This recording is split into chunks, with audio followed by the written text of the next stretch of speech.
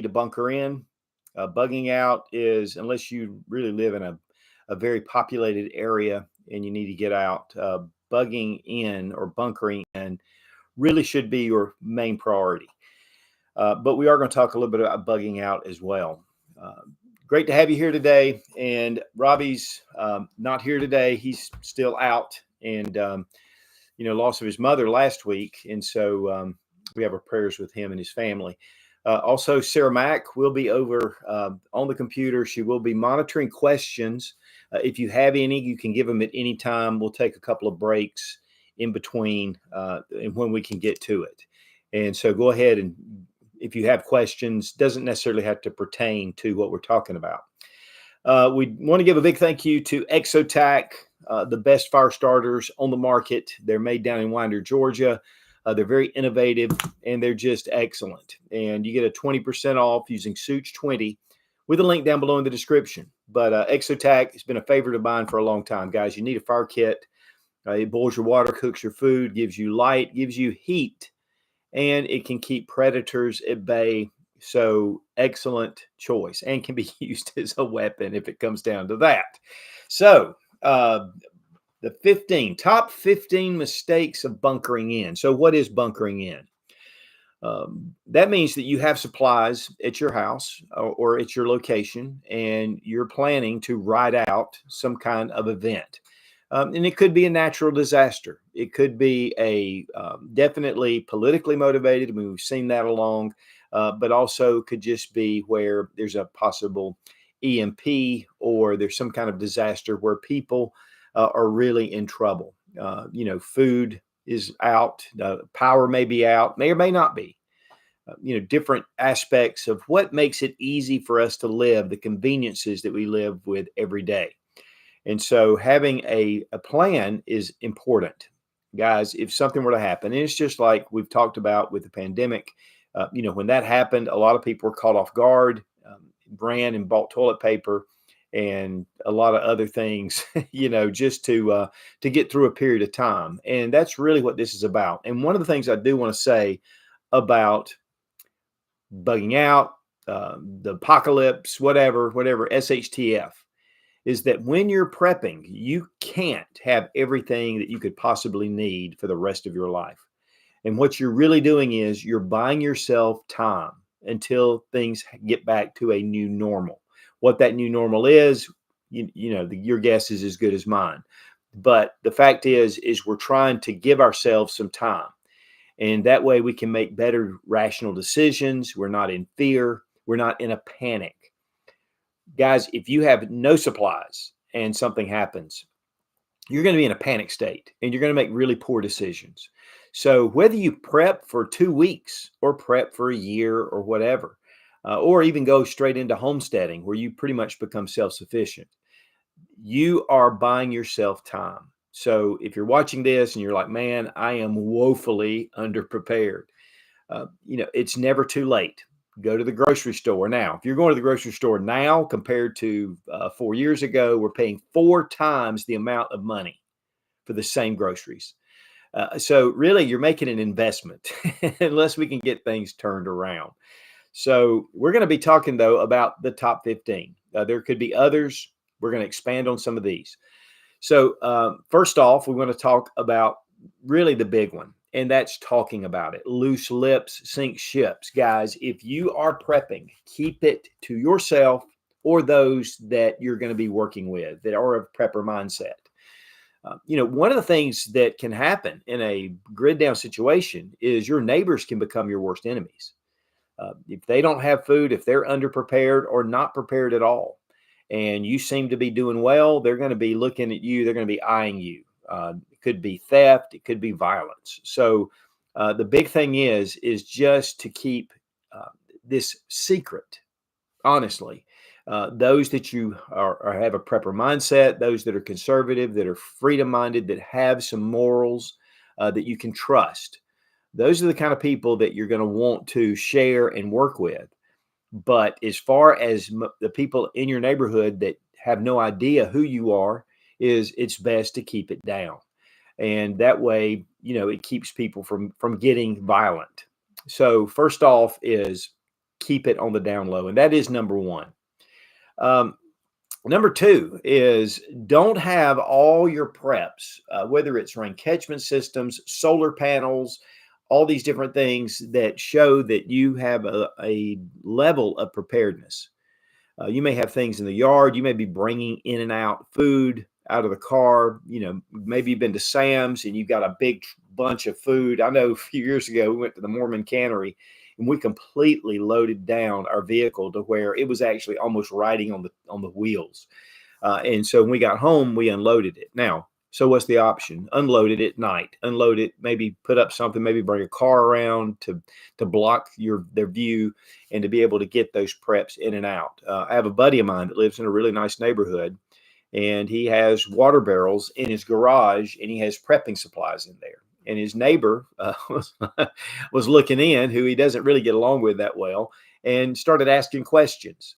So you've got to be careful, because those questions may not mean anything now. In fact, they may look at you like, man, this guy's he's got a screw loose.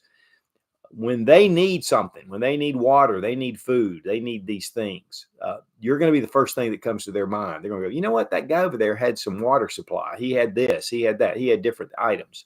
And, oh, he's probably got plenty. So, I can come share them with him. And so that's really one of the big mistakes, is to make sure that when you are prepping, to do it very discreetly. Prep discreetly. Again, don't be hauling in a bunch of stuff in and out. A lot of times it could be even firearms going to the range on a regular basis. And people are looking and they're getting an idea that you could be a prepper. So first off is to make sure that your property is not just screams prepper. Now, most homeowners associations will not allow that. And they're watching, that's the other thing. You got homeowners associations. I've seen so many videos where, little things, just things they don't like, and just causing a giant stink about it. Those people are also watching if you're doing things. I mean, they're on the lookout for any violation. And while prepping may not be a violation, and you may be keeping them in your garage or in other places. Now, again, I'm speaking a lot like neighborhoods, but you don't have to live in a neighborhood. I mean, where we live, we don't live in a neighborhood. We live at the end of a cul-de-sac. We own the 3 houses. My son lives one place, my parents, and then we live in another. But even then, sometimes cars will come down and move slow, and they're looking. So you want to make sure that you're being very discreet with your prepping supplies. And because what you'll end up being is a target. Number 3 is, and this is a key one, and this is something that maybe not everybody has, but having a dog. It doesn't have to be a pit bull. It doesn't have to be an Akita or German Shepherd. We have a German Shepherd, and sometimes that can cause some issues, especially if he's out and the FedEx guy is dropping off some supplies or a package.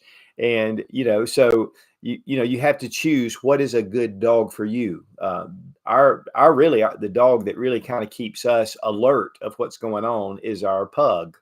And he's a small, and he's strong as an ox.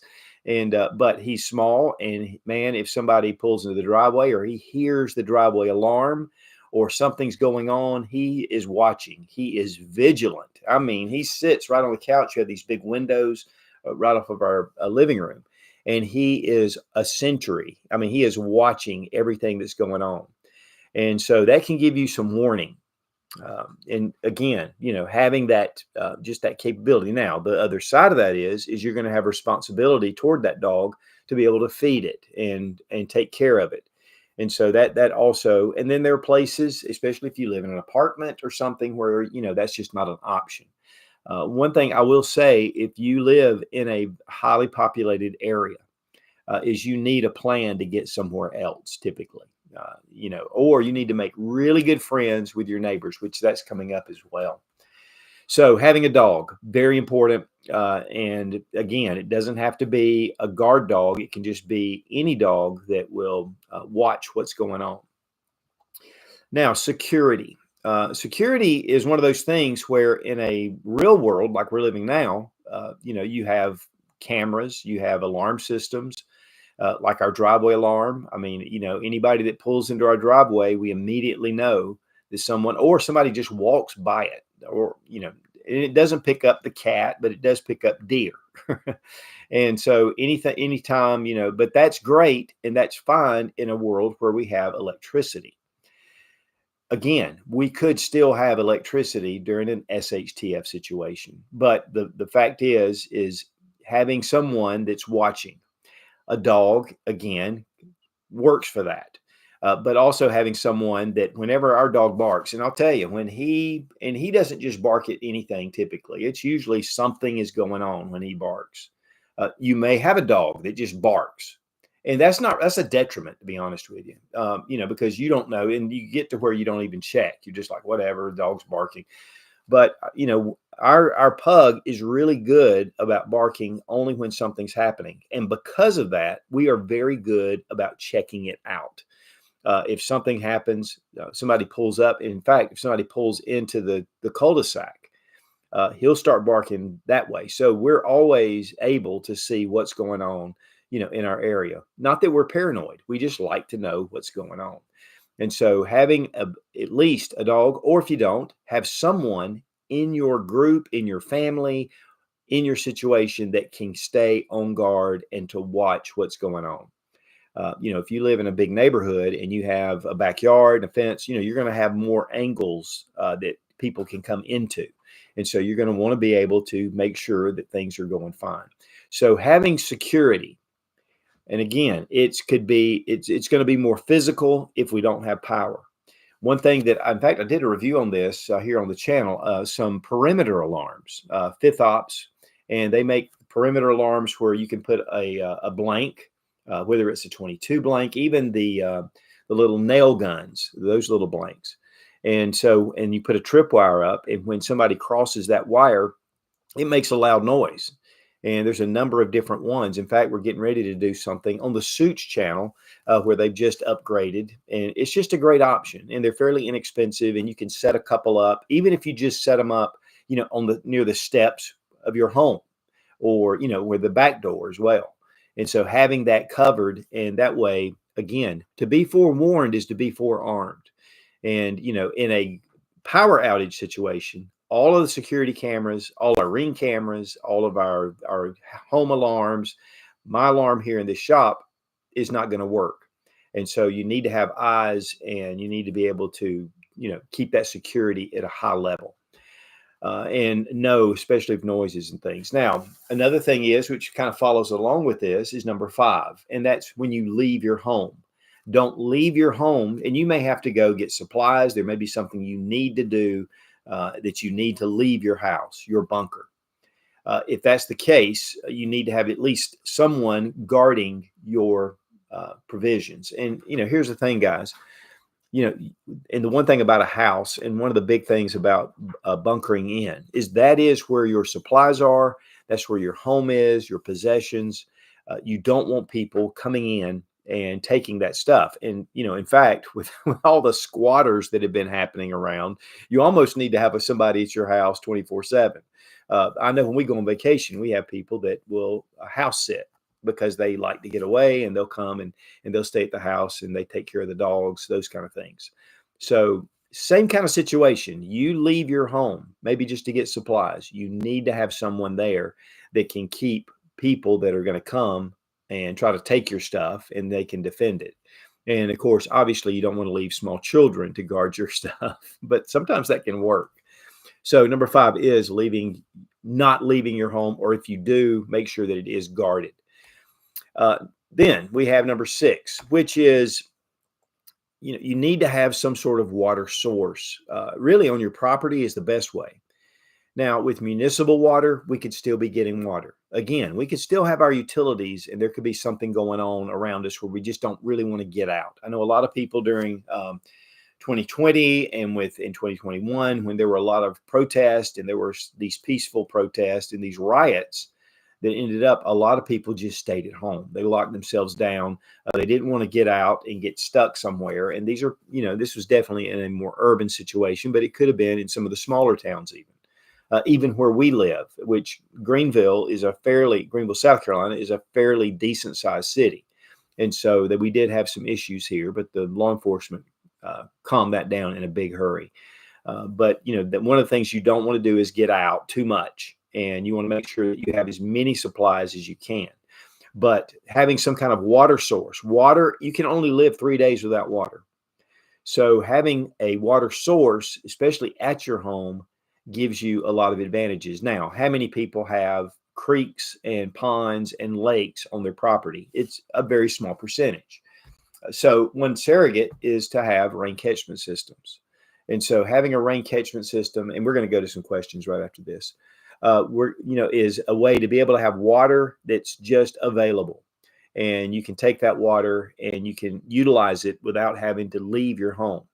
Now, you may have a river or a creek or a lake or a pond or something that's really close to your home, even within, view of your home. And so that would be a good possibility as well.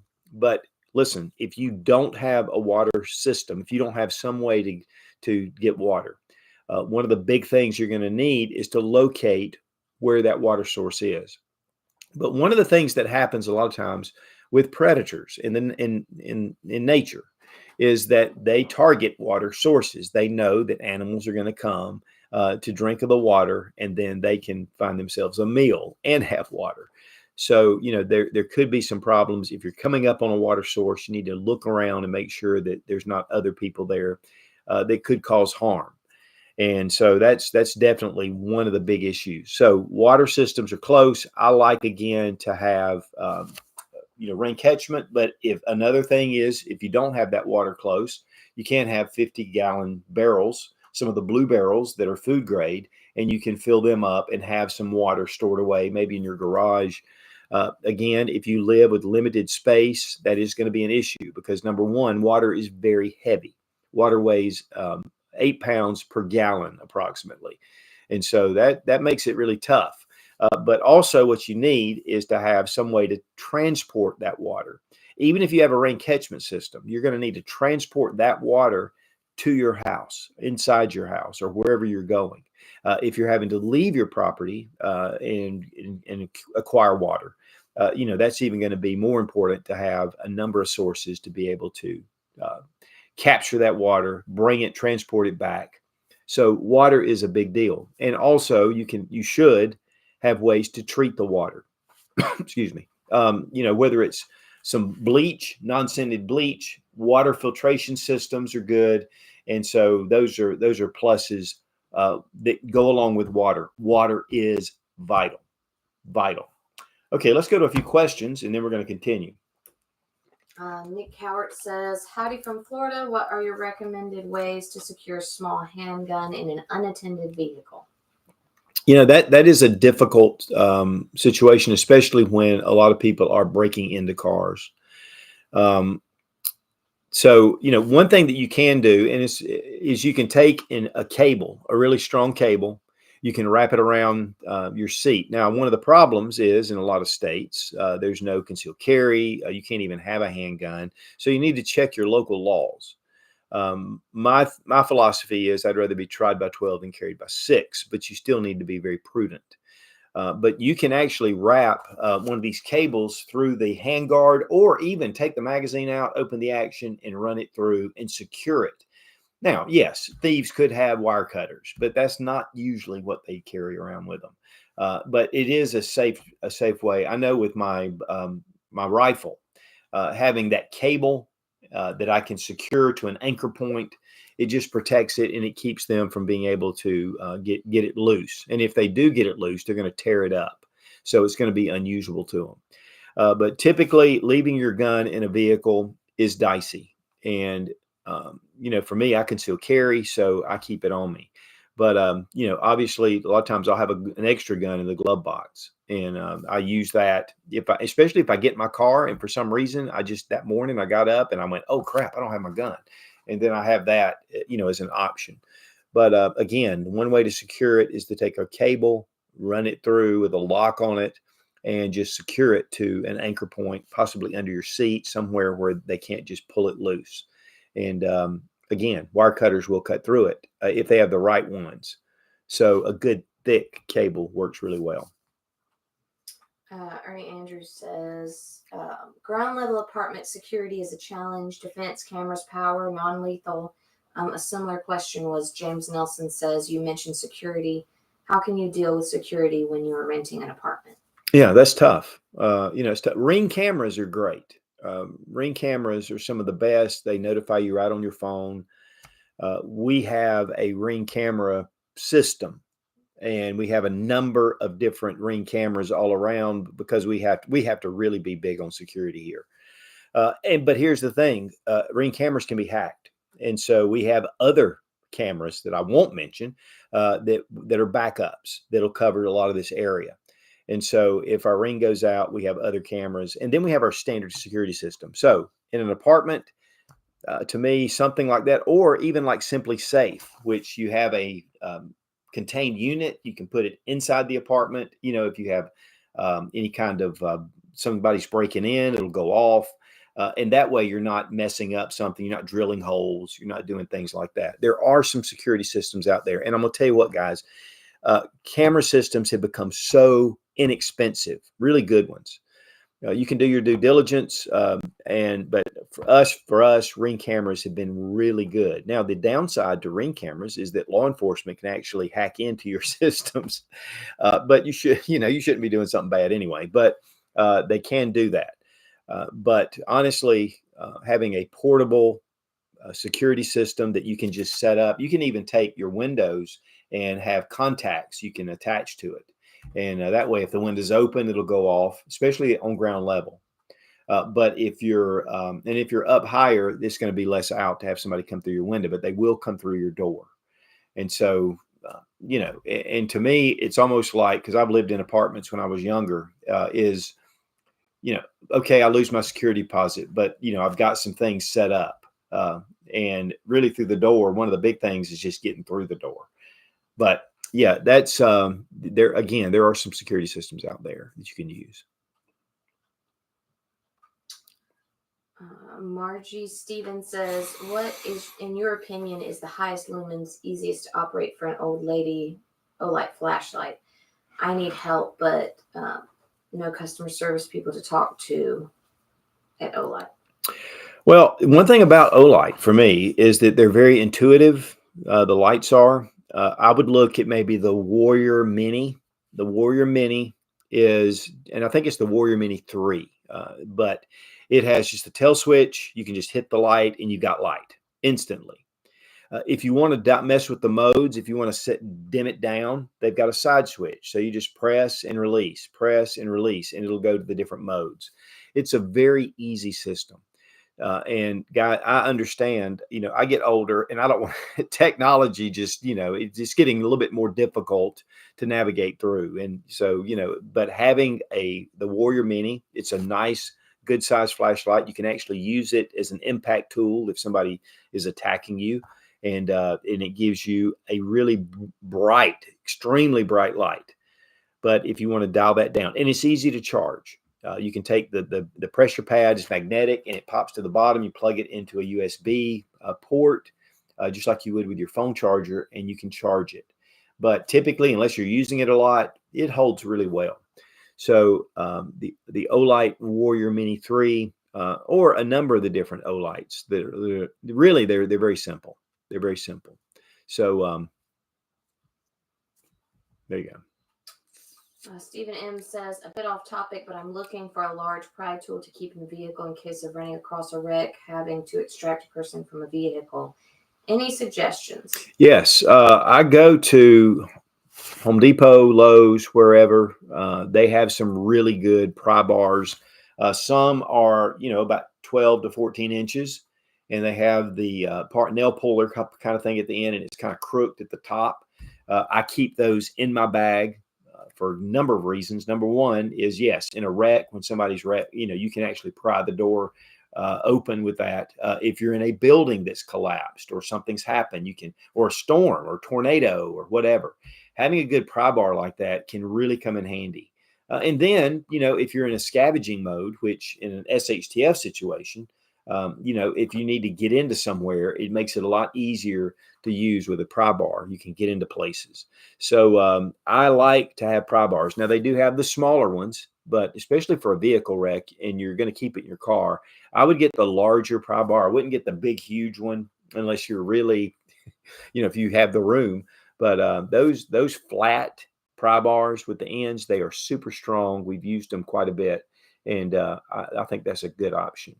But I don't know the brand name, but typically the ones I get are blue, and they just seem to work. Okay, we're going to come back to some questions in a minute. Let's continue on with our list. Number 7. First, we talked about having a water source somewhere close. Number 7 is related to that, but it's rationing your water. You have your water set up. Don't just go over and go, I'm thirsty. I think I'm just going to have a drink. I mean, we're so it's so convenient to take a water bottle and have them around and to have water accessible at all times. But in a grid down situation where you may have to go get more water, you're going to want to just try to ration your water. Don't use it frivolously. Don't go over there and start washing your hands and wiping your face and take a little shower bath, just for no reason unless you need it.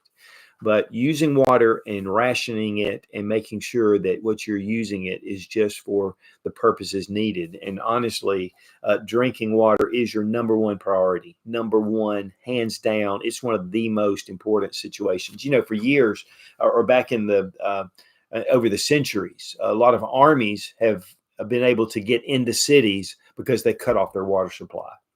So being able to have some sort of water supply is going to be very important. It's something that people have been conquering others for a long time. And so you don't want to be in a situation where they may not be able to get into you, but you don't have any water and you finally have to go, we can't do it. So rationing your water and rationing your food. Food is also something that, look, here's the thing, and this is actually number 9 is the well-fed appearance or well-kept appearance. But we're going to kind of blend it with number 7. Don't try to keep this immaculate look. You don't want to be dirty and you don't want to catch germs. You want to be sanitary, but you also want to be careful not to be too well fed. So that goes into rationing your food. Don't eat until you're full. Eat what you need to survive. And that goes down the line. And of course, as Americans, we can skip a few meals. The one big problem is in a grid down situation, you're going to be working hard.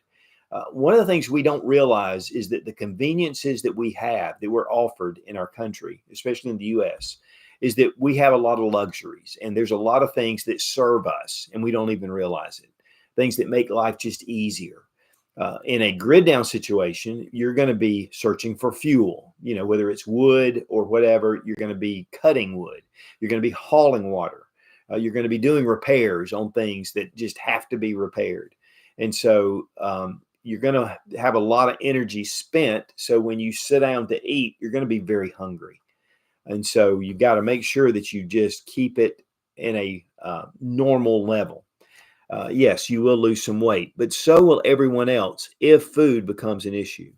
And guys, I'm going to throw this caveat in with a lot of the green initiatives that are happening. And I really think we should take care of the earth. We should be good stewards of the earth. But a lot of the initiatives that are going on, they're cutting out food supplies. They're stopping farms and they're stopping growth. And they're saying it's putting out carbon emissions, a carbon footprint. They're even talking about regular gardens, your home garden. They say there's a study that just came out that said that home gardens have a bigger, stronger carbon footprint than big industrial gardens, which could lead to, them trying to even regulate your garden at home. We have a garden and we have it hidden and we really work hard in that garden. It's just a very natural place because we have a big stockade fence around it and it's near our pool. And so, it keeps it on the down low, but that is considering to the greenies that's a potential hazard to the environment. And with a lot of countries, they've been cutting out food. I know in Ireland, they ordered cattle farmers to kill 200,000 cattle. And that's just in Ireland. And so our food supply, we could be in trouble. And if we have droughts or any kind of problems like that, it could be dicey. Guys, you really need to consider doing something with food, whether it's growing some food or hooking up with local farmers markets or cattle farms or dairies, if you have local ones. And that's how we do it. We have local farmers that we buy from. We just bought a cow, and it's much healthier than what you buy in the store. And actually it was cheaper. So we're trying to kind of get away from just that convenience of the grocery. Yes, we do go to the grocery store and we buy things, but we're trying to wean ourselves off more and more. So that well-fed appearance, you got to be careful, but also you need to ration your food just for general purposes. So that was actually 6 and 8. So we're going to go next to cooking indoors. Now, what is your cooking plan? Let's say the power's out. What are you going to do? You're going to bring your grill inside the house? No, it causes a lot of carbon monoxide. You're going to bring in different ways to be able to cook. If you have a wood stove, like the old-timey wood stoves, a lot of people, it caused a lot of health problems because of the carbon monoxide. And so you want to make sure that even if you're cooking outside, it can cause that.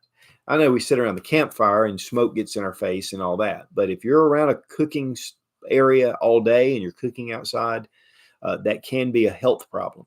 So figure out what is the best place. If you have to cook, and you will have to cook, you want to cook outside, you need to have a place that's fairly well ventilated and you're able to cook with a least amount of health issues. And those that cook a lot, you may want to rotate those people in and out. Which goes to another section and this is not actually one of the points on the list, but it's definitely one that needs to be addressed, is that cooking smells. You start to put steak or squirrel or whatever you're cooking at the time, it is going to create a lot of smell. It's going to have an odor and it's going to go around the neighborhood. You got to consider that. In a real serious grid down situation, you may have to look at other alternates to be able to cook, because you put it out on the grill. I mean, we've all smelled it. We have a neighbor right up beside us, and he lives actually a couple of 100 yards off. And when he starts to cook and he has a group of people over, man, you can smell that steak or whatever they're cooking, ribs. I mean, you can smell it all over the neighborhood. And so that is going to be one telltale sign, according to the situation, according to what's going on. But that is one thing to consider. How are you going to do that? How are you going to keep from that smell being passed around? And right now, somebody could have a pot of beans in the house and we wouldn't even know it. But when you are really hungry and your senses are really attuned, that could be an issue. People could smell a lot of different type foods. So just have that in mind. Okay. This is a big one, guys. This is, if you're in a place and you've prepped, you have lanterns, you have fuel, you have different things that create light, you have solar panels maybe that we have a system that's really just incredible, that's solar powered, and we can put it up and just a little panel, and we can, during the day and at night, we have, it'll light up a whole huge area with the different setups. And if I could remember the name of it, I think it's BioLight maybe. I did a review on it a while back. It's a really cool system. But light discipline. So let's say you're living in a neighborhood or an area, or you're living out on a farm out in the middle of nowhere. You don't think anybody, or that you live out. Light travels. You can see light from a long distance. And if people see light, it's like a beacon. So you need to have light discipline. You don't get in your house and just kind of close the shades a little bit. Really what would be ideal is to have blackout curtains. And those are big, heavy black curtains, and you can put them up over your windows and it just blackens out everything. And so light discipline is going to be very important. In fact, during World War II, it was a big deal where even sailors or soldiers, if they had a cigarette, they couldn't smoke. Because that light, even though how small it was, you could see it in the darkness from a long distance. So be careful with your lighting. Have some light discipline. Have something to cover your windows. You don't have to have big blackout curtains, but you need something that'll substitute for blackout curtains. Maybe sheets or something. But the only thing is, sheets typically you can kind of see through it. We have some really heavy-duty blackout material that we can use for blackout curtains. And you may want to keep it in a certain room. And that could be a flashlight. You take your flashlight out, you're shining it around. You want to keep light discipline as a priority at night. Obviously, during the day, people can't see it as well. So you don't necessarily want people not to know that somebody's there, because that will sometimes keep them from messing around with your place. If they think it's abandoned, they may think, hey, I may find something in here. But if you have light source, if you have a lot of noise, especially if you have some kind of something that you have used, like a radio, one of the things that you really should have is some kind of emergency radio. You'll be able to get the news that's outside. I mean, we're so dependent on our phones and on the internet that a lot of times we don't even have a radio. And so having a good radio that's solar powered and that has a hand crank on it, you're able to get news of what's going on. And communications are very important. In fact, I've got comms on down. So light discipline, noise discipline, especially noises that are different, or just making loud noises or singing or whatever. It could draw attention if there are some people around. One thing that I've seen in movies a lot is somebody's trying to hide and they have a baby. And that's going to be a tough situation because sometimes babies cry. But I don't have an answer for that because we had 3 babies. So, okay, let's go to one more and then we're going to go back to some questions. Number 11 is driving. Now, typically, and this is pretty much the consensus across the board, especially with governmental agencies that have talked about disasters that have happened. First 2 or 3 days, you're okay. You can get in your car, you can drive around. People haven't gone into that panic mode yet. But after about 3 days, people are going to start to get a little panicky. A lot of people may get in their car and leave, go to another area. But if you're around and people are not driving, be careful not just to get in your car and drive around. You're going to be a target. Again, especially if there's not anybody else on the road. One thing is with an EMP, very older vehicles. I think it's pre-70s or right in the 70s before they went to computers in the vehicles. It won't necessarily be affected by an EMP. So you may have an old Ford truck that runs and nobody else has one. And so you jump in the truck and you're like, hey, I got a truck. I'm going to ride around and go get stuff or do whatever. You're going to be a big target because when, nobody has something, then everybody's going to want it.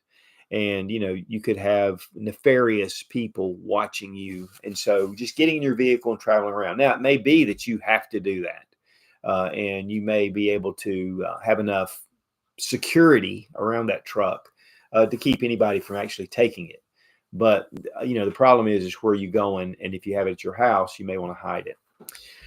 Okay, let's go. So right now we're at number 11. So let's go ahead and we're going to go to a few more questions and then we're going to work on it. Be Real says, question, could you please do a video showing real life examples of evacuation and communication plans for your family? Everyone says to do this, but no one says how to do it. I truly don't know how. Yes. And there are a lot of real world situations. One thing I wanted, and just excuse me, I bring this up in every video because, or in every live, surviving the coming economic collapse, the modern survival guide for surviving the economic collapse. This is written about Argentina in 2001 when they had their complete economic collapse, and it was SHTF. It was absolute anarchy. People in the street, violence went crazy. One of the things that they say is violence goes like this, and the peso went like this, and people just weren't able to purchase stuff, and there wasn't any supplies. And what's funny is Argentina at the time was a first world country. They were very wealthy. They have a lot of food resources, but everything broke down. And this is by Fowl. And we'll have a link down below in the description. We kept talking about it so much, I said, let's just put a link down there. It is an Amazon link. But I highly recommend having this book. This is one of the best for real world situations that happened in Argentina. Again, the Argentines are not a banana republic. They were a first world country. Thank goodness Milei's coming back and they're reviving that back to their economy and things that are going on. But, having plans are definitely important. Working with your family, even in a house fire, it's really important to have a plan with your family to say, this is our rallying point. For us, we have our mailbox at the end of our driveway. Get out of the house and get to the mailbox. because what happens is you've got 2 or 3 standing here, you've got one back in the back, and then the people out here are worried, they go back in looking for this person that's missing. So you want to make sure you have a rallying point. And I would have a rallying point even in an SHTF situation. If you get home and we're not here, what is the rallying point? There's some plans. As far as communications, that's going to be a tough one. And, unless you have phone service, and even though phones may be like they are right now, but once everybody gets on the phone, if there's an emergency, everybody's going to be on the phone. It could actually really hinder the internet. It could hinder your ability to make calls. It could actually overload the system. So, having that plan. But ham radio, and that's a tough one. But you could have ham radios in your car, but you need to get a license unless it's a emergency situation. So, but you need to still know how to use it. So that's probably one of the best. Some people will go with just two-way radios, but you've got to be pretty much line of sight. And but yeah, we'll work on something like that. What a genuine situation, and what should you do? I am all right. Says question. I keep my money in the bank and that I access electronically. In the event of an EMP or other situation, how much money should I have, or long should I plan for? Well, that depends on different people. The one thing we do is we do keep cash. We keep a certain amount of cash that we hold, and I'm not going to say how much it is, but it's a considerable amount of money that we hold back in cash. With that, we have precious metals, gold, silver. And guys, right now, in fact, about a couple of months ago, gold reached the highest it's ever been in history. It's come back down right now. Silver is around $29 an ounce. Here's the thing, and this is one thing that was even talked about in this book, is a lot of businesses opened up. The peso went down to valueless. I mean, it was worth nothing. People that had gold and silver, they actually paid off loans and paid off a bunch of stuff because the price of silver and gold went through the roof when this first happened.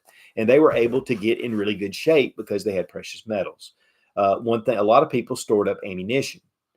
And then the government immediately passed a law saying that you could not sell ammunition or trade or barter unless you have a license. So there are ways that they can come in if you think, well, I've got all this ammunition, I can borrow and trade with it. Gold and silver is God's currency. And that is one thing that's been used from the beginning, as soon as it was discovered, which was early on with man. And we've been using that as currency. So I would highly recommend having some cash. But here's the thing. Precious metals protect your wealth. Inflation, I don't know if you guys saw this, but there was a guy that was, it was an Instagram video I watched. And the guy said, I bought groceries in 2020 at Walmart. He goes, I just ordered them and they delivered them. He goes, in 2024, I looked at that order and it said reorder.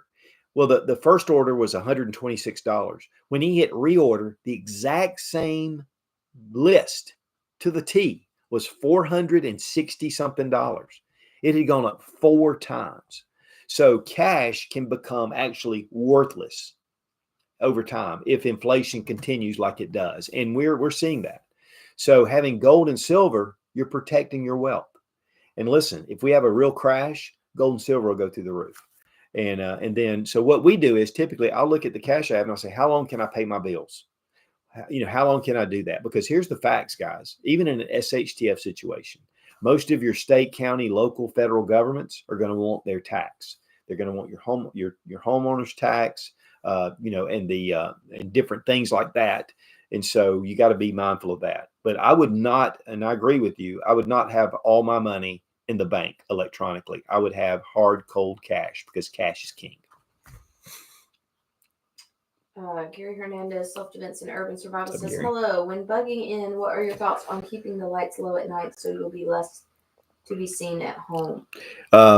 Yes. In fact, we just talked about it. Light discipline. You have got to keep your light down because people, even if it's low, people are going to see it. So you need to have maybe some blackout curtains, or in a room that's closed off from everything else. That's also a possibility, and kind of utilize that area. So in fact, I've done a number of force on force training, night training with light. And the one thing you do is you're very conservative with your light. You don't just shine a light around. I mean, law enforcement does that because they've got backup and they're looking for someone. But in a self-defense situation, you want to shine that light and then turn it off. Or you shine it up at the ceiling and get an idea of what's going on around you and turn it off. Light discipline in everything, self-defense, survival, living at home, and it conserves your battery. So keeping those lights down and making sure that your family is very aware that light discipline is important. Sometimes you have kids, they find a flashlight and they're like, oh, and then, people in the neighborhood are going, whoa, they got light. Let's go check it out. So yes, light discipline is vital. And if you have to use light, make sure that it's not seen, and blackout curtains or something over your windows is going to help. Okay, let's go to some more, and then we may get some more questions if we get through it. So we're now at number 12. And this is kind of like with the light, keeping your heating, if it's in the wintertime, into a very limited area. Don't try to heat your whole house. Even if you have like a propane tank out back, or you have firewood to keep you warm, minimalize that area. Keep it blocked off. And that way you can conserve your fuel. And by fuel, I mean whether it's propane, whether it's a generator, which generators make a lot of noise, but it also wood heat. And you can use less wood to keep that area warm. And so that's a big one. It's just conserving your heat. Don't be wasteful. And really, this applies to everything: the food, the water. We talked about rationing that. Ration your firewood. Don't try to keep it at a super comfortable temperature. Keep it to where, it takes the edge off, and then dress warmly. And that's in the wintertime. Summertime, you have a whole different situation there. And then again, it's a security situation because typically you want to open your windows. One thing you can do is, if you open your windows for coolness, is to take sheets and get them wet, not dripping wet, but wet, hang them up in the window. And as any wind comes through, it'll blow cold air into your house. But guys, let's face it. I mean, people lived for a long time without air conditioner, but they have never lived without heat, especially in certain areas that where the climate just required that you had to keep warm. So, and it's not comfortable in the middle of summertime, but that is one way that you can do it, is to put sheets up. But what you do is you open up your windows to intruders, if that happens to be, a security situation that's going on. And guys, here's another thing, and I just want to kind of mention this before we keep going. There is no, this is what's going to happen. There is no what if. We can go down the what if road all the time. Most of your general skills and your survival skills will translate over all of those, your basic skills. And so having those as tools in your toolbox, again, the power may be on. You may, and one thing I think as far as a generator, because I mentioned this a minute ago, generators make noise. And that would be a mistake if you were using a generator. Because it's going to make noise. I mean, the gas motors, and and sometimes in the wintertime when we throw our generator up, it is, it's loud. But people are using generators all around when they're not. And two, the other thing is, in an initial situation, you may have generators going on all over the place. People are just running generators, and that's fine. But when people stop, when gas runs out, when fuel runs out, be prudent, be discreet, and don't just run things. One thing I like personally is we have an EcoFlow, and it has panels, so we can have battery backup, we can charge things, but we also have a humless solar generator, so we can run our refrigerator all night on that, and then put our panels back out, get the charge, and then go again. So to me, one of the best ways, especially in an SHTF situation, is a solar powered generator. If you have sunlight, if if the weather ends up, we don't have like a lot of clouds, or you have a lot of rain, you're going to have issues with solar, but it does give you that possibility to keep things going. So solar generators, and again, I guess that does fit in with heating too large of an area. So number 13, it's a big one. Not helping your neighbors. the mindset, and it's really changed some, but a lot of people feel that, I've put this back, I've got this, these are my supplies, it's going to protect my family. You didn't prepare, you deserve to die. And that's a little bit extravagant, but we get this mindset. We have put, we've put all this, the little red hen, she worked hard and nobody would help her. And then when she finished baking the cake, everybody wanted to eat it. And it's kind of the same thing. You may have a family that wants to come in, your family that hasn't prepared. You've been telling them for years to prepare. One thing but not helping your neighbors. Listen, people are going to be your greatest asset. Now, I'm not telling you need to feed your neighborhood, because that's not right either. But in a sense, you do need to help people. Who are you now? Who are you at this point right now? Would you not help people? Would you not help your neighbors? If somebody's stranded on the side of the road and, a woman that's trying to put a tire on, you're going to pull over and help her, or, they've run out of gas or whatever. Of course, that can be dangerous nowadays anyway. But who do you not help? Your neighbors up there, they're doing something. You can see they need some help. Go help them. We'd do that. And then all of a sudden it's SHTF and we're done, and we're going to change our whole character and our morals, and we're not going to help people. One thing that to me that we plan to do is we kind of set aside 10%, or the way we plan is 10% of our preps. We're going to help people. We're going to give if people need food. It's dangerous. It's dangerous because if people come to your house and you give them food, they know you have food. And they can go back. It can be nefarious. It could be whatever. They could be setting up to find out who has it and come back and take it. So, prudence is necessary. But one thing I think that would be a great way to do things is maybe to put together a big pot of soup and just have some things, and then go to a different area right around your house, but away from your house, and maybe just serve soup to people. Maybe help them, like somebody's working on a fence and they're trying to get some security up. Go over and help them, because what that's going to do is it's going to build some unity. It's going to build some camaraderie, and they're going to watch your back. You're watching their back. One of the things that, and for Fowl, when he was talking about it, in Buenos Aires, which is a major city, it's the capital of Argentina, is the way they survived is the blocks of people work together. Security, doing all these different things to help each other. And that's the way they got through. He said that was the best way. So the lone wolf mentality will get you killed. I said this a few years ago, and I've been saying this for a while. Some people, they go, well, I've got my stuff and I'm it, and I'm going to do. Listen, you have to sleep sooner or later. And if you have a family, people have to sleep. There's going to be a lot of work going on. Having other people there together, forming a group, a network, is just going to be very important. And so helping neighbors, working with neighbors, being able to do some stuff for them. They may be hungry and they say, you know what, we don't have any food. The best thing to do is to say, you know what, we don't either, but we're going to share some of this with you. And kind of just keep those loose lips sink ships, kind of keep that on the down low. So unity, stay away from lone wolf. Like I was saying about lone wolf, I had mentioned that, lone wolf will get you killed. And the guy was like, well, I can do this, I can do that, I'm this, I'm that. And I said, okay, good for you. You're one of 0.99999% of the population. Most people are not going to survive lone wolf. You need people. Biggest asset, the biggest asset you have. And some of you are going to say, well, I've got my food, and if they eat all the food, well, things can change. Things can happen. Opportunities can open up, because one of the things about giving is giving tends to give back. It's a law of God, for that matter. And so don't be too stingy.